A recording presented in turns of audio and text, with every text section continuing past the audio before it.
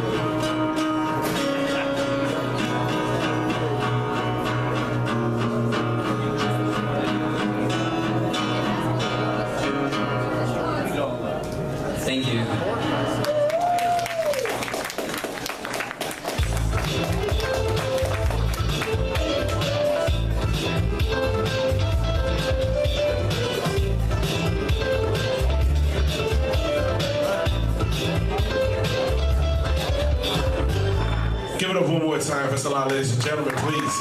And again, you can find this music on Bandcamp. Look for them on Facebook, please. And we're going to go ahead and keep the open mic list going. Again, tonight is a tribute to the life of one Marcie Eanes. Ladies and gentlemen, we are not mourning her death. We are celebrating her life each and every day she gave for us, all the time she spent with each and every one of us. And if you don't have a poem, if you didn't know Marcie, that's okay. If you knew Marcie or have a poem you'd like to share, or just something you've dedicated to her, something she read, the stage is open. Feel free to come up here and send your love up. And my thing is, what Marcie would love more than anything is the fact that there's a room full of people all enjoying each other, all enjoying music, poetry, which is everything she loved. So please clap if you sit next to someone beautiful, ladies and gentlemen. Even if you got your shadow, you always got a reason to clap, baby. So always know you're standing next to someone beautiful. We're going to go ahead and bring up the next performance on the stage. Please make some noise for Mr. Brian Gross.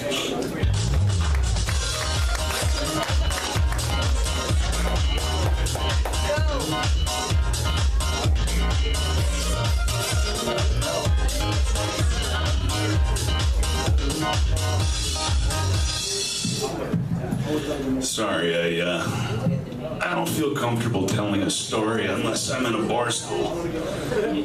Actually, I never feel comfortable unless I'm in a bar stool. So, thank you. Drunks unite.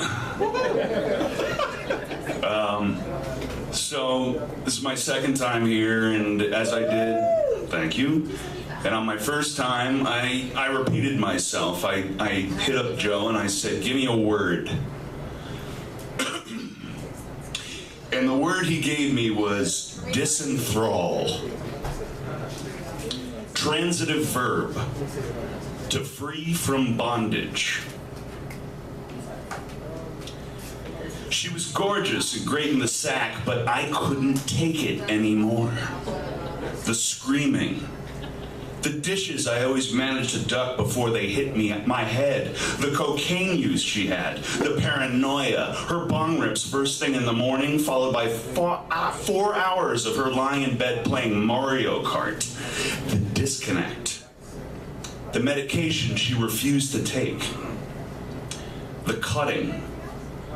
The vile hatred that came out of her mouth when she wasn't growling, "Fuck me now." Now, it's a bizarre thing to wake up on the couch of a New York City studio apartment when the Murphy bed is just 2 feet away. At 3 a.m., I had decided to stop trying to reason with her. I was just going to let her scream it out. There was no rationale behind whatever it was she was screaming at. She just needed someone to scream at, and that person was me. I had convinced myself that I loved her, so I opened a bottle of bourbon and sat on the couch.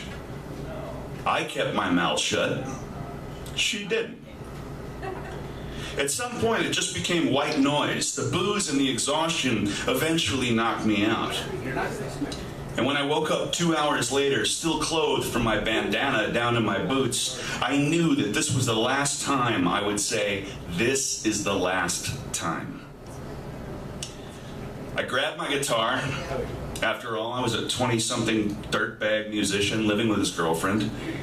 Crammed everything I could fit into a backpack, and I'm still pissed that I left behind my limited edition 7 Samurai DVD and that Sex Pistols documentary.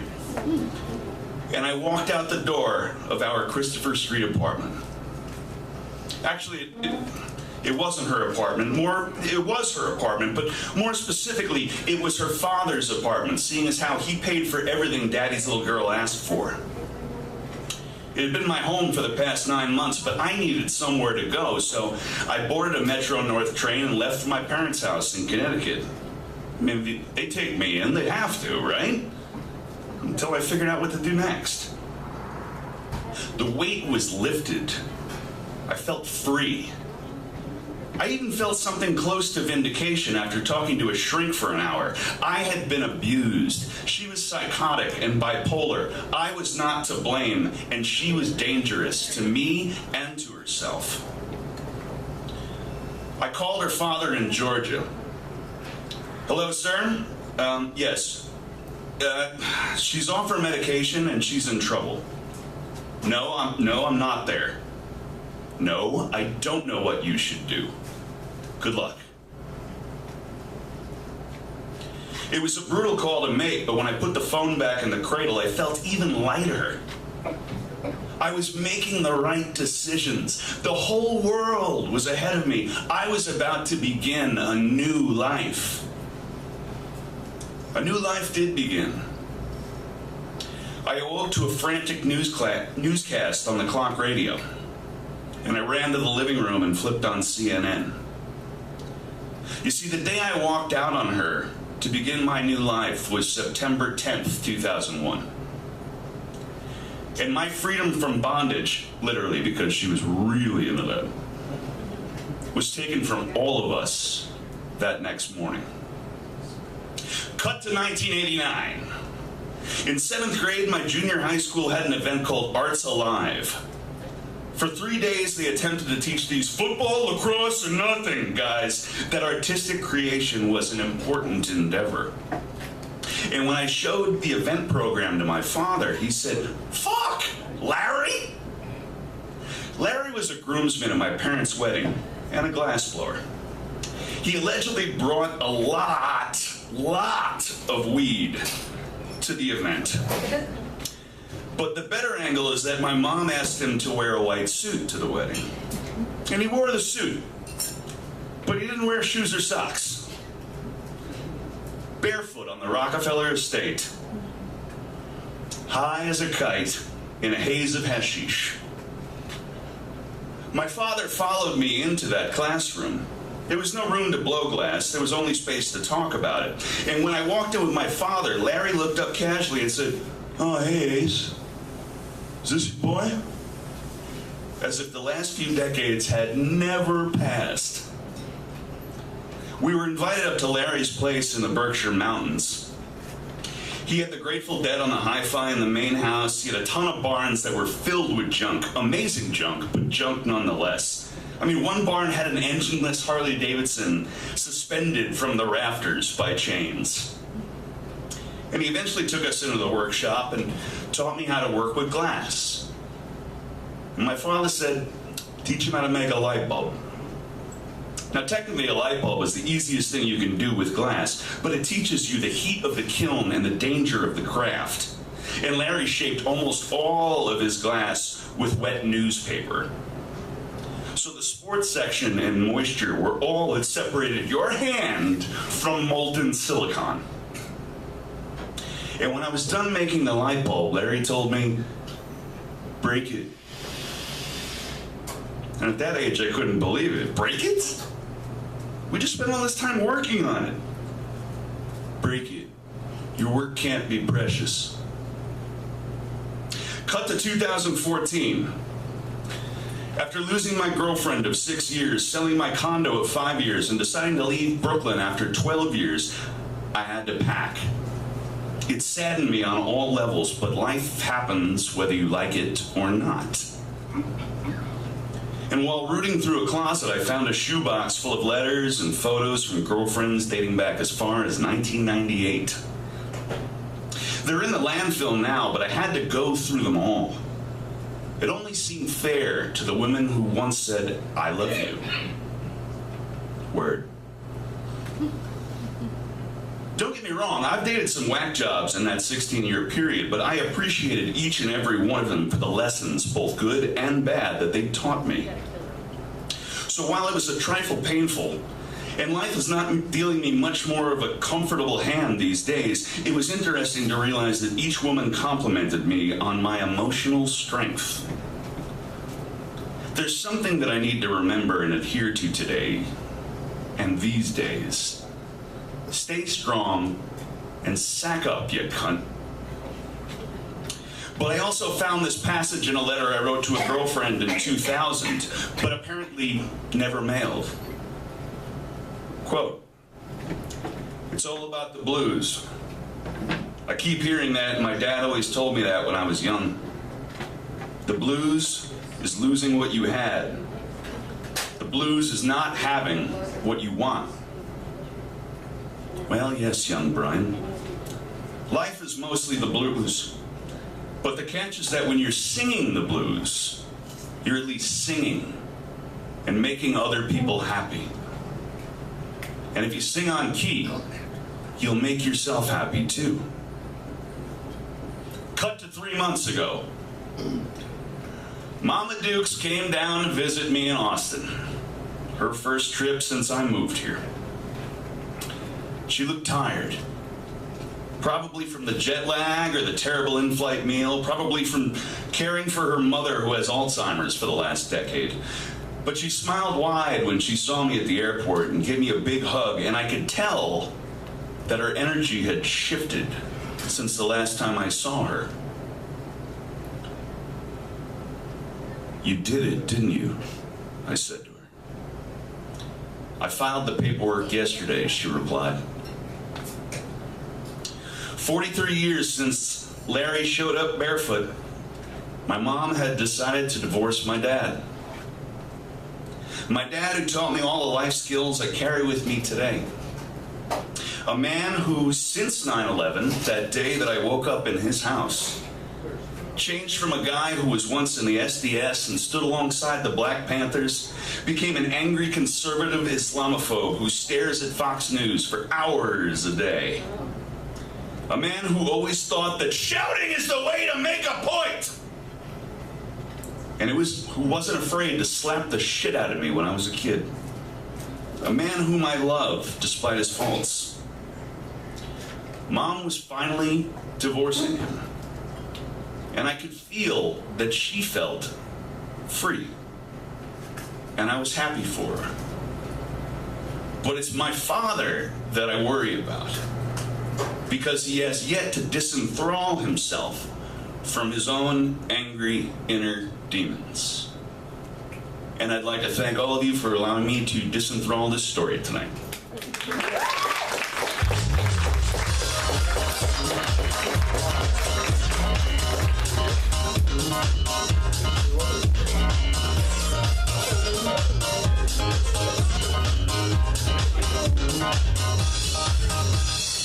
Give it up for Brian Gross, ladies and gentlemen.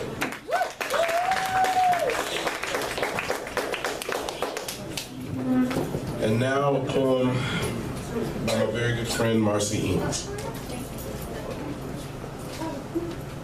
Honey was the first name I called my daddy until age 3. I sat firmly perched on Honey's broad shoulders whenever I was worn out from walking. Hairstyle